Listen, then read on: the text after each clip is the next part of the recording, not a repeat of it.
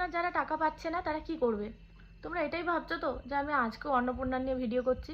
না না, আজকে অন্নপূর্ণা নিয়ে ভিডিও করছি না। আজকে সারাদিন ভিডিও দিতে পারিনি, একটা ভিডিও আপলোড করতে পারিনি। কেন কি আজকে আমাদের বাড়িতে পুজো ছিল, মা বিপত্তারিণীর পুজো।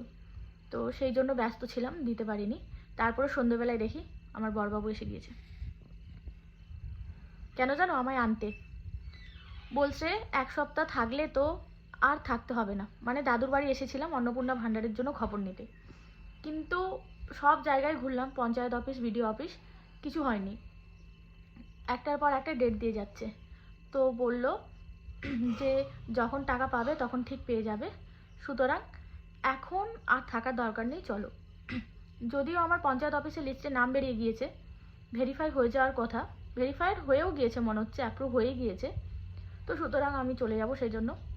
তো তোমাদের কি আজকে পুজো হয়েছে বাড়িতে? যদি হয় অবশ্যই কমেন্ট করে জানিও।